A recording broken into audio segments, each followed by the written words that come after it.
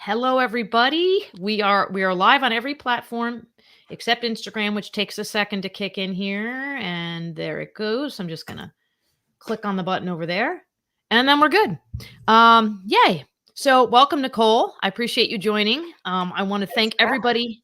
Yeah, I'm excited because we've had conversations, but they've always been relatively brief. So we'll actually be able to have a lengthy conversation with everybody listening in, and who knows where that will go. And I love it. Thank you to everybody who is joining us live. Thank you to everybody who is watching this recorded after the fact. We appreciate you inviting us into whatever part of your day or evening you are listening or watching this. Always confident that something that we talk about is going to be helpful in some way, shape, or form. As I usually try to note, the comments don't always feed over. So sometimes I don't even see the comments until after we get off and I go to the different social media platforms. Sometimes they do, but we're so engaged in the conversation that I don't really happen to notice it or click on it when it's relevant to what we're talking about. So if anybody comments during the course of our conversation and we don't respond to your question or comment, we will be looking at every platform that we're on afterwards, because the event will stay up, and then we'll get back to you. So please don't think that we're ignoring you in any way, shape, or form. It's just you get into the conversation and you don't even notice that there's little notifications popping up on the side. So that said, I have Nicole here with me. Nicole and I are in a mastermind together, which was the initial way that we met. And then we've been able to have some connections and conversations, and super excited to chat today and just, see where the conversation goes and what cool things will come up, because when we've talked in person, it's always been a pleasure. So first, why don't you tell everybody who you are and what you do, and then we'll chat. Sure. My name is Nicole Ross. I'm based out of the Nashville, Tennessee area. I have a company called Plumber's Choice Water Treatment. Been doing it for about 14 years now, I guess. And we are a B2B business. So we sell water treatment to home service contractors across the country.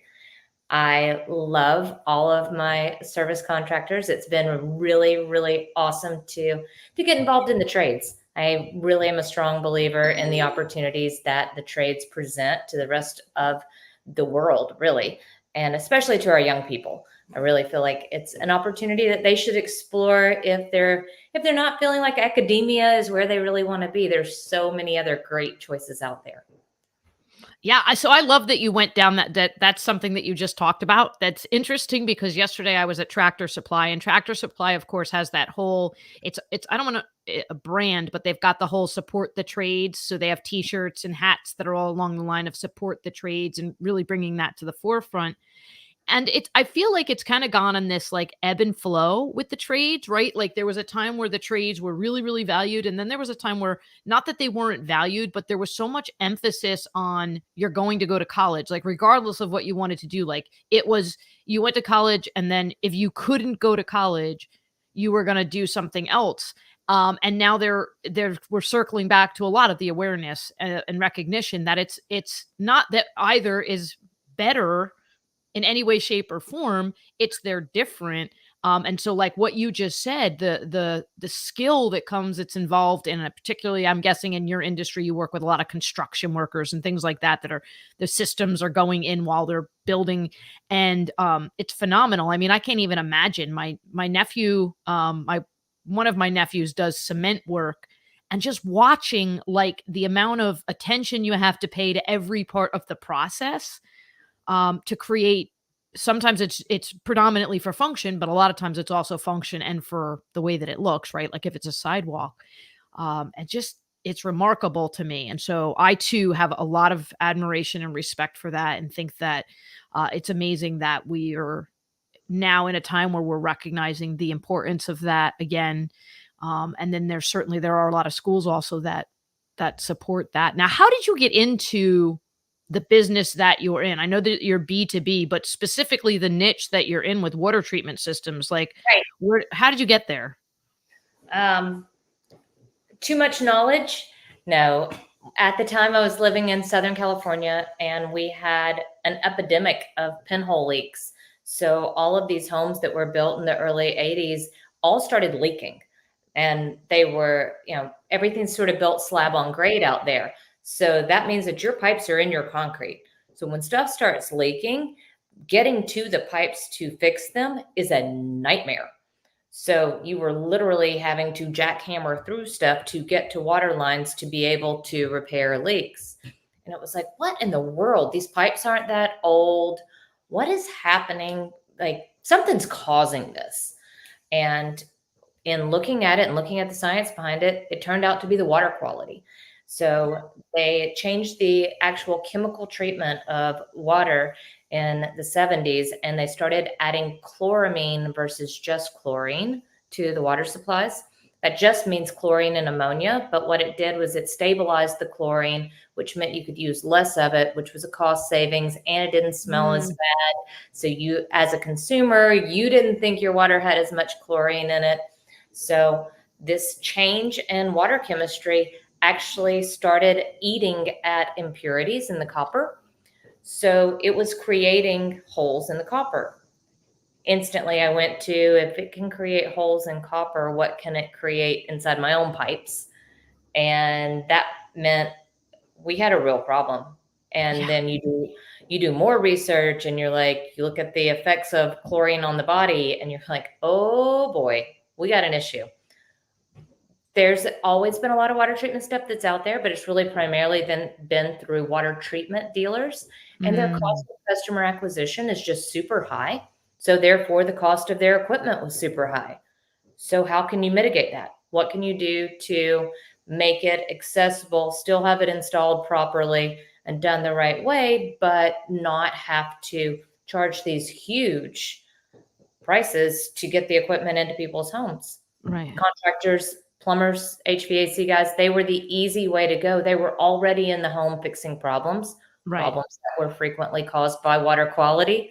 So why not give them a way to fix the problem long term? So water treatment became a no-brainer. And it was like, this is a great way for the contractors to add a product line and really provide better service, the homeowner to get the products at a lower price.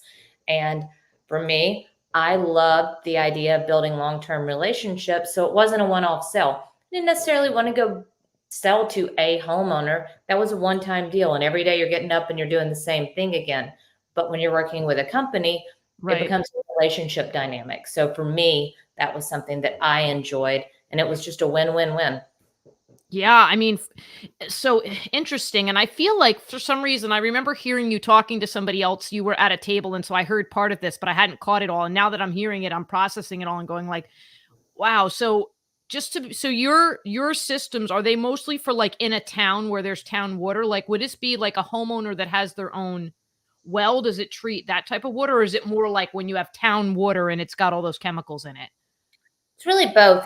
There are different systems based on whatever application you're dealing with. Well water is a unique beast because you Right. could be on a well and somebody 5 miles away from you could be on a well, and your water could be completely different because of where it's coming from and what you're getting in it. City water is pretty simple. City water's primary issues are chlorine or chloramine. And then hard water is the other factor in most municipal water.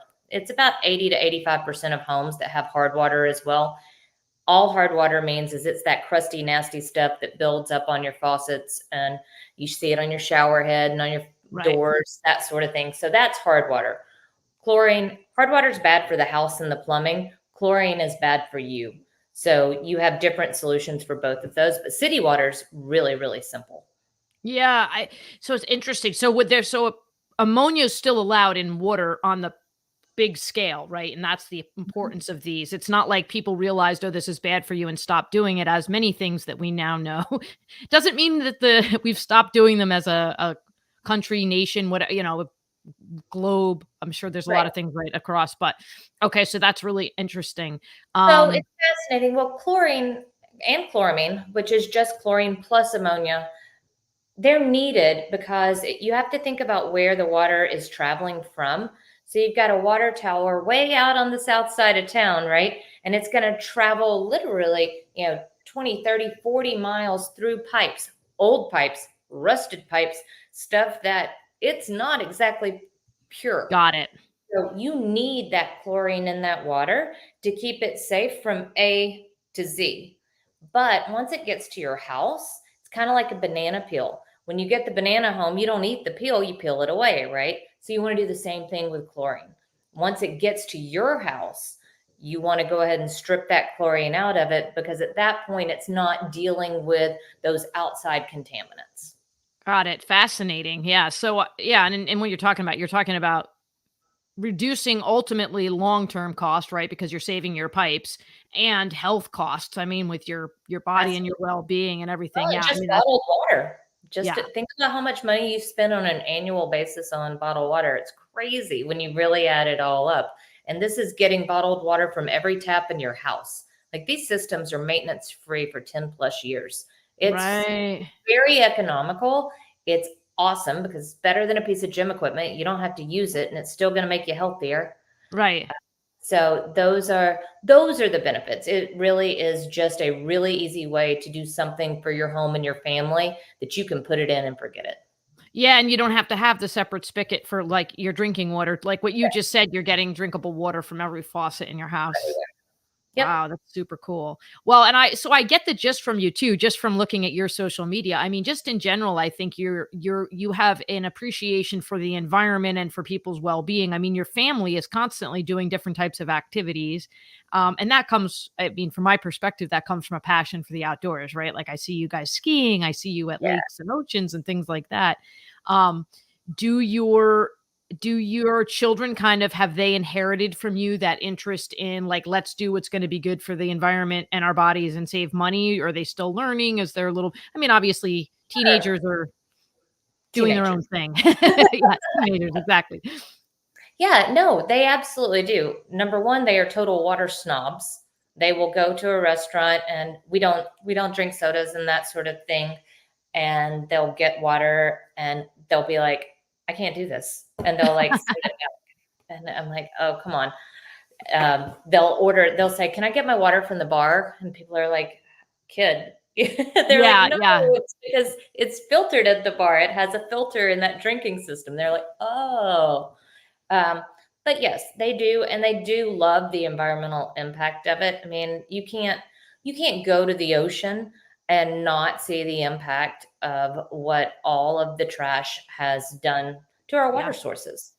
And we always talk about it. We're fortunate to live on a river, and the river water looks gross so much of the time. It's really just mud. It's not really that it's that horrible, but they know that's our drinking water too. They know that our drinking water literally comes from what runs outside the house. And they're like, how does that happen? And I'm like, you know how this happens. And we'll talk through the entire process of how it goes from being in a river to making it through a treatment plant to making it back to the house to what you have to do to it then. So yes is the answer. They are very aware. They did think for a very long time I was a plumber, but they, they did finally identify that just because I'm working with plumbers all the time doesn't make me a plumber. In fact, I don't have nearly the knowledge and skill set they do. But yes, it has become, it's part of your family. You know how Right. that goes. I mean, work does flood over into family, and that doesn't have to be a bad thing. It can be a Sure. positive influence too. Absolutely, I fully agree with that. I mean, I think and the entrepreneur journey in and of itself, right? I mean, because you didn't just go like, "Hey, this would be a cool idea. I think this is important." You now had to like concept, business, marketing, what is going to be the path to take. I mean, when you did your summary and even as we're talking now, it sounds so simple and clear. Like Nicole said, this should happen and all of a sudden you had businesses buying it, but it doesn't work that way. And I think that's one of the things about entrepreneurship that I do hope that the kids watch. There are really hard days, right? Like where you're doing all of the right things, but you're not making necessarily the progress that you thought you were going to make Sure. or that you might need for budgeting purposes. And so you've got to stick with it and you've got to be resilient with it and you've got to be able to be ready to say, okay, I got to change the way that I'm doing this and things like that. So there's definitely a lot of conversations that I have with my kids where I'm either directly referencing something that I've experienced on the entrepreneur journey or indirectly it's because of a lesson that I've learned. And I'm sure you find that as well. Absolutely. My kids will ask me, how was your day? Because you always do the mom thing, right? How was your day? Did you have any tests? What happened with sports? You do Right, this right. nice questions, but they'll come back occasionally and be like, "Well, how was your day?" And I try to be really honest with them in that. There are great days, and there are days that leave a lot to want for, but that's okay because there's tomorrow. And the really fun part about being an entrepreneur is that when you're doing it for yourself, it's since you can be self-inspired to hit reset and to say, okay, yep, that was a fail. I mean, it wasn't even oh, maybe it could have been better. That was a fail. And that's okay. Like, if you haven't failed, you haven't taken any risk. If you Right, haven't taken any risk, you're not going to reach any real success, right? right. So that's the big piece with it for us. And it's really, I would love nothing more than for my kids to go out and do something on their own. I hope they work for somebody else a little while first, because I think it's really important to be accountable to someone else so that you can be accountable to self. Mm, It's really hard initially as a young person to, there are some, but not many have the ability to focus and drive in a healthy way that's not all consuming and over the top, to still do what needs to be done and to not let those peaks outshine the fact there will be another valley. Like, that work has to continue. You can't just say, "Oh, wow, this is going great. I'm going to take a month off."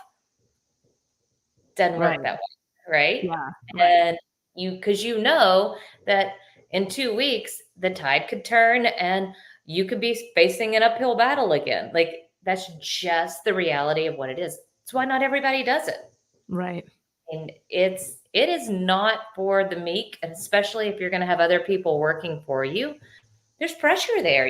You're not just dependent on yourself for your livelihood or even just your kids. You've got other people and other families. And, in my case, I even feel accountability to all of our partners that are out there. I'll call these guys and be like, man, your sales are down a little. Is there anything I can do to help? Because I know that it's a struggle for them too. There's a Right. reason things are going that way. What is it? And they'll be like, "Oh my gosh, Google Local. What a pain that's been lately." And I'm like, "Oh, I've heard that before." So, it's just things like that. It's the idea of owning your own business and understanding that some things outside of your own control will affect it too. Even if you're on Instagram or otherwise, right? You could be showing up everywhere and then show up nowhere. Like, really quick. It's that piece of it is mind blowing and just something you have to be resilient to, I think. Yeah, and it's a life lesson in terms of change and growth too. I mean, I think, since you mentioned social media, I mean, specifically with that piece, because sometimes it's factors outside of your control. It's not that you should change something. You just have to roll with the fact that some of those circumstances are beyond your control. So it's a lot of that, like, pause and analyze. And that doesn't necessarily mean I'm now changing. I'm going to think about it. And I liken that even when I go into work with companies or individuals, right? Sometimes people will bring me in and they'll say like something's not working, or there's something we want to change. We're having a problem. We're not sure where the adjustment is going to need to be made, and I think there'll be this misconception that it's going to need to be some profound change because the impact is really big. But sometimes it's a tiny little tweak. It's just, well, you were delivering this email on a Wednesday and people don't check their email on Wednesdays as frequently, or something like that, and it's those little shifts that can be made. So it's we have to be patient, and that's the life skill. You have to be patient, and you have to be ready to say, do I actually have to change something because things aren't going the right way, or do I just need to ride this particular thing out? And honestly feel that a lot of times, at least from my perspective, I've had a harder time sometimes with the you're not changing anything, you're going to have to ride it out, than the like active change part where you're like given a task and told this is what you have to do. You're like, okay, I'll dig in, I'll work an all nighter. It's the part where you're like, I've got to have to wait. and I'm going to have to see how this goes. And like, I use the phrase tenacious patience a lot because of that. I think like you have to really be actively patient and say to yourself, like, don't jump ahead of this situation. And I'm sure that the iterations in your process and in your parenting and in your journey as a business owner have all involved that. The when do you shift and when do you wait? For sure. I love the phrase, I need to respond and not react, Mm, because it's that take a pause and do think through what it is that you're going to do next. And is that response going to put you in the right position? Kids, great example, right? I mean, mine are not morning people. And this morning it was raining outside and it was gray, and I went upstairs. I was like, "Hey guys, it's time to get up." I got the responses. I make them give me visual cues that they've heard something. I went back downstairs and I got a work call. So I took the work call, and all of a sudden I hang up and I'm like, "Oh my gosh, I don't hear anything." So I go running back upstairs and I'm like, "Guys, you got 10 minutes to be out of the house."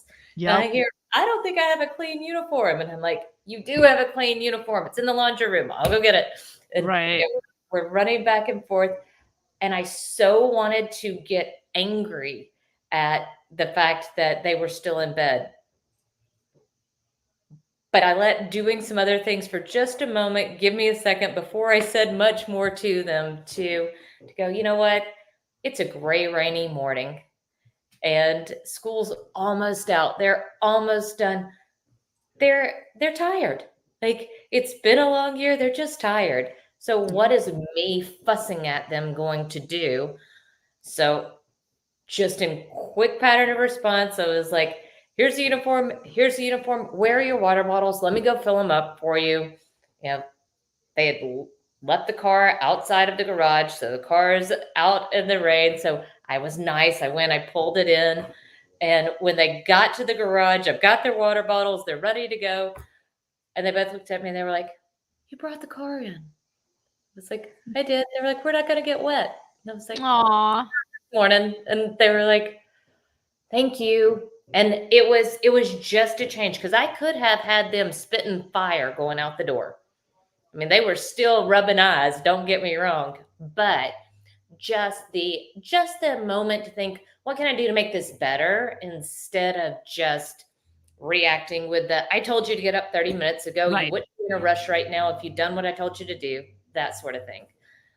Yeah, I mean, kudos to you. I think I like to think that I try to respond that way regularly, but there are definitely times where I don't. I respond emotionally after the fact. I look back and go, "Well, that's what I could have done differently." I sometimes will joke that like 99% of parenting is like, "Well, I could have done that better."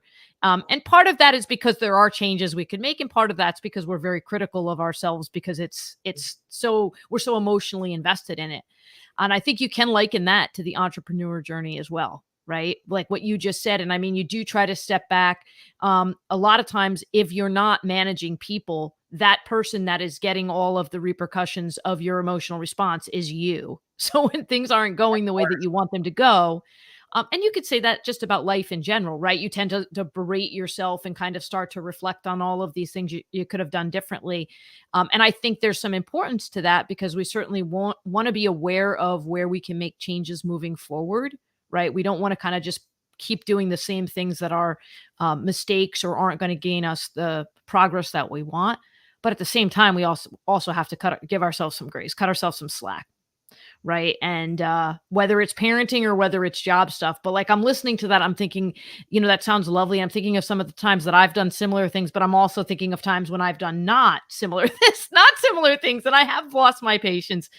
Um, and that's where that grace comes in, is really having to take the time to recognize that it's okay to have those moments. Oh, for sure. I mean, I came home after a mastermind meeting over a weekend and came back in, and the house looked pretty good coming in. And then I opened the laundry room door and I was like, "People, has anybody done anything since Thursday?" And they were like, you just came through the house. It's pretty clean in here. Yeah, we did all of this. And the first thing you do is not acknowledge a thing. You went to the laundry Mm. room where you knew you were going to find failure. I was like, oh, I went looking. I really did. I was like, it can't be this good, right? And I went to that place, found it, wasn't hard, That's funny. but Yeah, well, I mean, yeah, parenting do it go that. ahead. Yeah, we just do that. Like, I think it's natural to look for our own failures and to look for failures in others. If we're not careful, it can't be that good, right?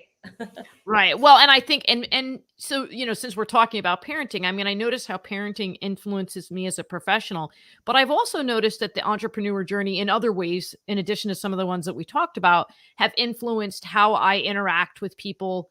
Like you were just talking about, like noticing that thing about, okay, what hadn't gotten accomplished and things like that. Like I sometimes my expectation, I think, for people, particularly with people in the family unit, but it could extend outside of that, we're waiting for somebody to say or do something because it's what we want, and we have this expectation of it that they have no way of knowing that's the expectation. And in many ways, it's not even their responsibility, right? It's not my kid's responsibility to speak into me in a way that's going to make me feel better about myself. That's nice. And it's lovely when they do that, but it's not a responsibility thing that they should know when I walk into a room, if I've had a rough day, that they should say something positive to me.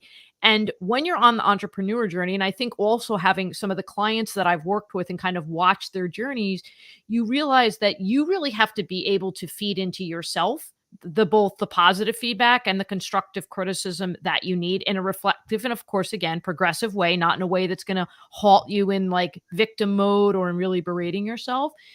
And so now I find that it really has changed the dynamics of the way that I interact with my children, in recognizing that, like, they don't know the expectation I have right now, and it's not theirs to figure out.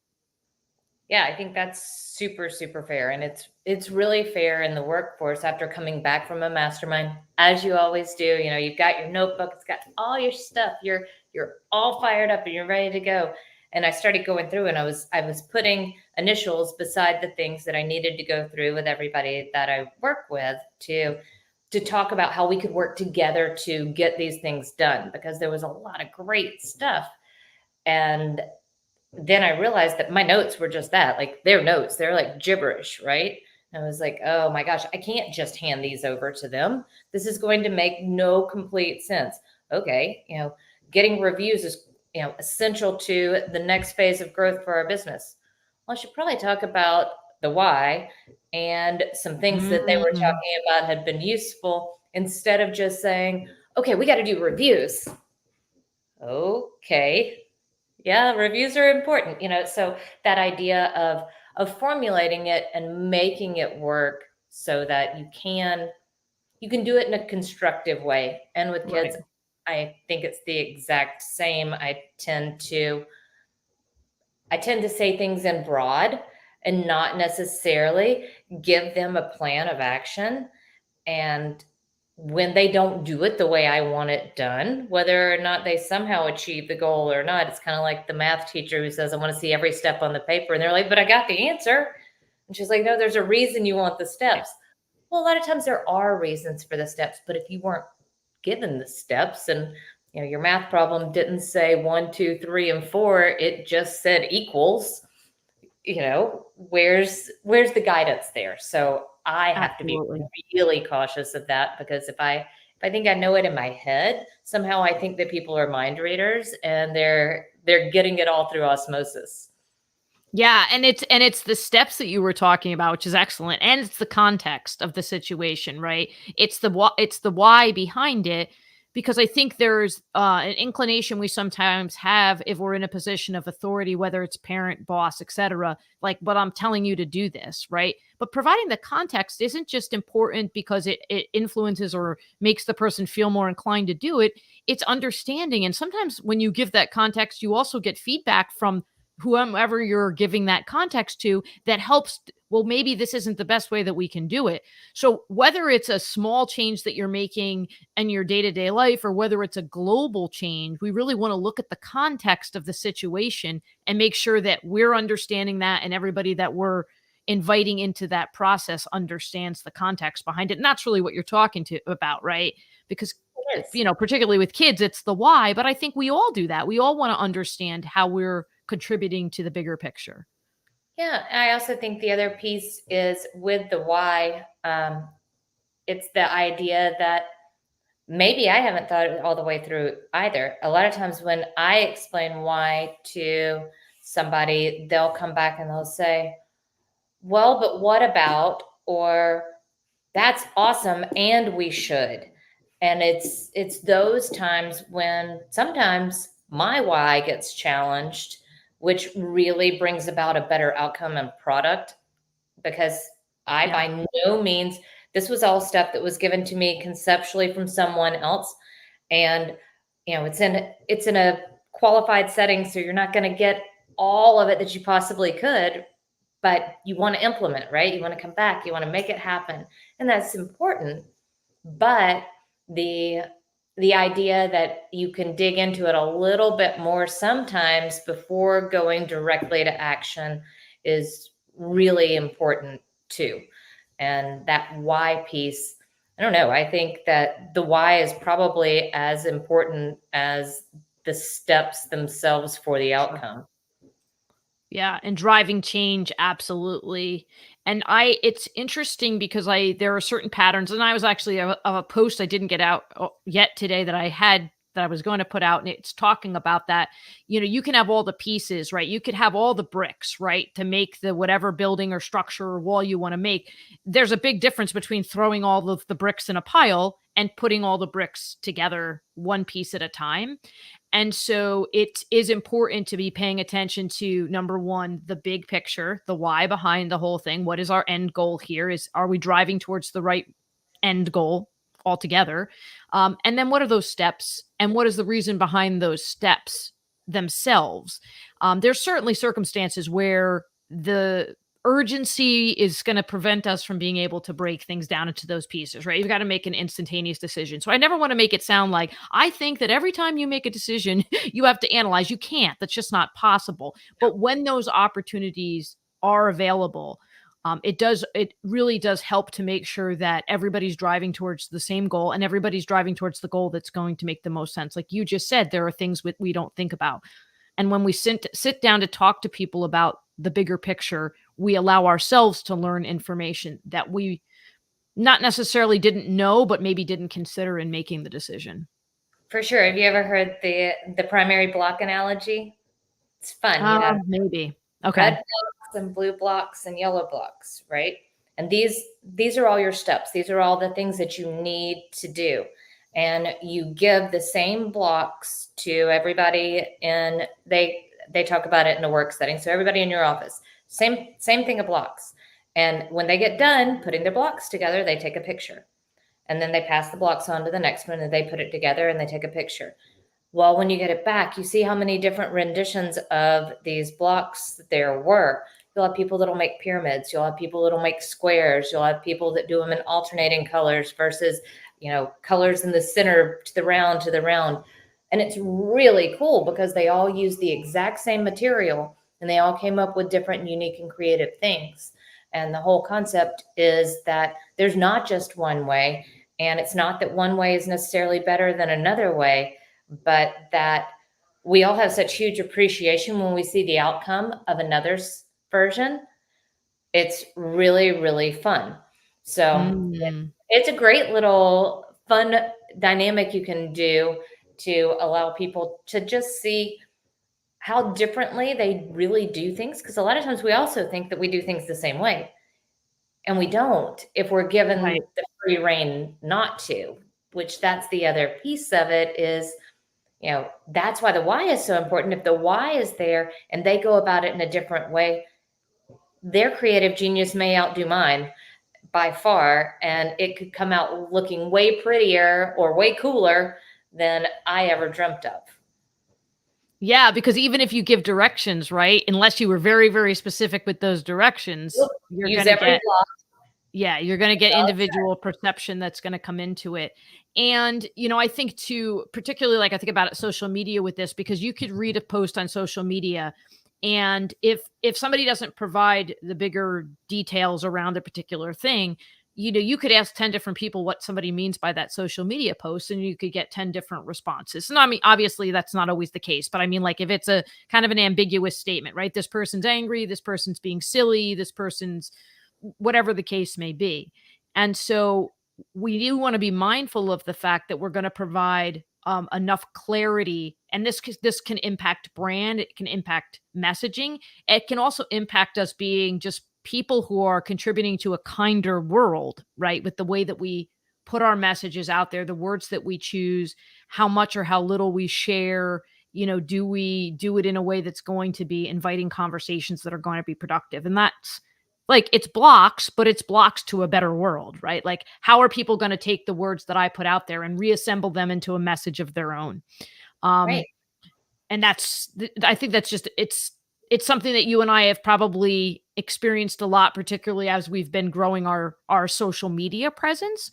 But I think that you realize it a lot in general in the conversations that you have with people, if you're mindful and you really reflect that you've got to be thinking about the different perception of the way that certain phrases or words can be used. And I think it's so much easier. And that's one of the things that I do love about the live format is more of the intention is revealed in the tonality than in the words themselves. Mm, And the expression and the body language and the, just the general dynamic. And I've had it and I've done it completely unknowing to myself, where I'll send a text and it'll be like a one-word response to something, and somebody will get their feelings hurt or they'll get offended.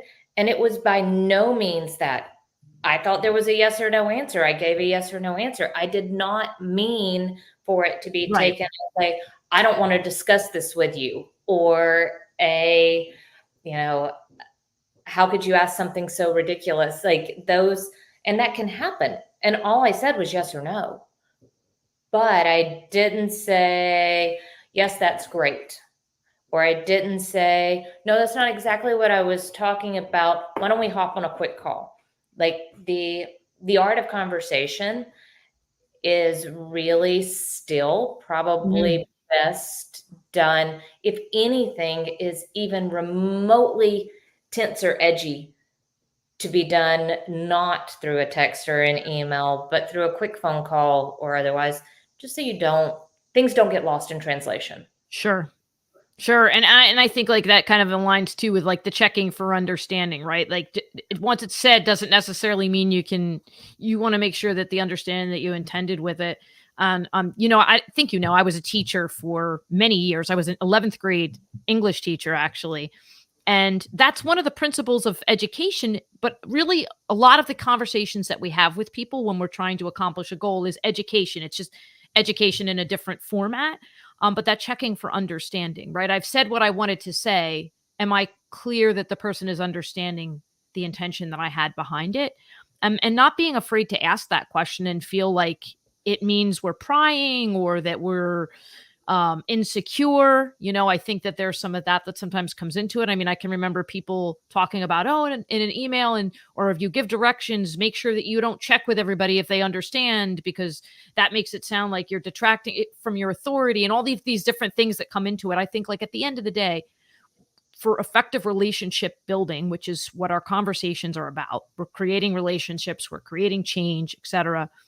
We want to make sure that we're understanding each other. And so in order to do that, it's not just about speaking out what's on your mind, but it's about making sure that that message has been received in a way that makes sense.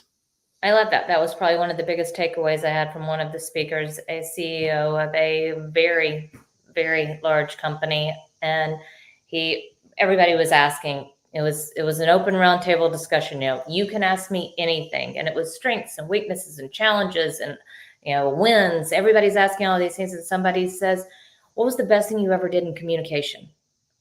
And he said, oh, I'm a horrible communicator. And we were all like, really? He was like, that's what I always told him. He said, we'd get done with a conversation and I would tell them, I'm a horrible communicator, just so I can be sure I didn't miss anything. Can you run through A, B, and C with me? And he said, if something was missed, I could say, did it again. That's not what I was trying to tell you. I'm so sorry. And he Yeah. said, I took it on the shoulder. He said it allowed them to open up to know that I was human, number one, that I did not consider myself to be anything above anything else, but that I wanted to know they got it, number one, because that was huge, right? But number two, I wanted them to know that it's my responsibility as the one delivering the message as much as it is their responsibility as the one hearing the message to make sure that I did my end of the job. And in turn, they became much better listeners because they wanted to hear what I had to say. He said, so Mm. I was like, I'm a horrible communicator. He said, just stay a horrible communicator. It'll benefit you a lot. I love That's it. fun. Yeah, I mean, and everybody's got their own strategy and their own way of doing it, but at the end of the day, his goal was make sure that he could check for understanding and make sure that we're clear on that. So, And not make anybody feel bad about it. yeah. Right, I mean, I do that, and there's been times where, like I said, in the past, people would be like, "Oh, you don't need it, you don't need to ask, you already said it." But I think, like, people do have hesitance. I mean, obviously, we wanna encourage people to ask questions, but there's times when people don't ask the questions that they have, so I think, like, inviting that is just, it's a courtesy that we can extend to let people know that we really wanna make sure that we're on the same page, or and again, by on the same page doesn't mean that we agree, but at least we're talking about the same thing and we're understanding that we're talking about the same thing. So, I love that. yeah, excellent. All right. Well, it is 41 minutes, believe it or not. So, can you tell Number everybody what is the best way for people to get in touch with you? LinkedIn. Okay. It's under Nicole Ross. That one's a great way. I check it all the time because being in B2B, that's kind of my main platform. Um, I'm a Facebooker. It's Nicole Ross Johnson. And my real name is Nicole Ross, but my husband's still bitter over the fact I didn't take his. So for Facebook's sake, we give it to him there. And those are probably the two easiest ways to get in touch. Nicole at plumberschoicewater.com is my email, and I always answer it. So super Excellent. easy. Yeah. Go ahead. You were still talking. Oh, you're good. Okay. I usually tell people as well that if you would like to be introduced to Nicole, you're in my network and you would like me to do an introduction, please feel free to reach out, and I will tee it up whether you're interested from a business perspective and hearing about their water solutions, or just picking Nicole's brain because of all the knowledge that she does have about the important considerations when it comes to that. And as a business owner, right? There's a lot of knowledge that you can share, and how you've built up both your business itself and the relationships that you have formed with people, like you were noting before, your partners, and how you follow up to make sure that you're being as supportive as possible. So, please reach out to me if you're interested in meeting Nicole, or reach out directly to Nicole through one of the ways that she mentioned. And then finally, what is a final thought that you'd like to leave everybody with? And it can be anything. It can be funny, it can be serious, inspirational, whatever strikes you as some final words you'd like to leave everybody with. Sure. I think it's stretch. I think that is Mm. the number one thing. Stretch physically. Everything about that is good for your overall body. Stretch your mind. Every time I go to an event like I did this weekend, I'm reminded of how little I know about how much there is to learn.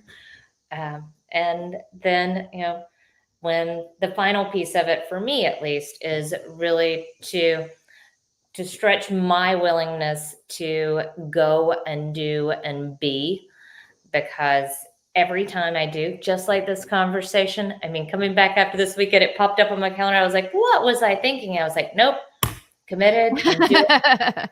Very, very glad I did. So, don't be limited by your own dynamics, and allow that opportunity to just stretch and grow. I love that. That's gonna become one of my new power words. I'm gonna hang that up, Stretch. by my desk and stuff. I love that stretch, because 'cause you're right, it really does across the board fit. Being flexible, being willing to try new things, going outside your boundaries, and physically, you're absolutely right. It's something that I don't do enough of. My back and neck would be much happier if I did that on an actual practical level. But yeah, that's a fantastic word. I love that. So thank you again for joining me. Especially, like you just noted, you came back and you were feeling like, okay, what have I done? What did I do with scheduling? I do that sometimes too. I schedule things in, but very similar to what you say, that I'm glad sometimes that it's pushing me, because I think like otherwise we can get stagnant in terms of stretching. So, 100. yeah, absolutely. And thank you to everybody that's joined us, whether you've joined us live, whether you are watching this recorded. Again, we really appreciate you including us in your time. Please feel free to reach out to Nicole or myself. We will check all the social media platforms to see if there's any comments that we missed. And we bid you a fond farewell and hope that you have a wonderful rest of the day. Bye bye, everybody.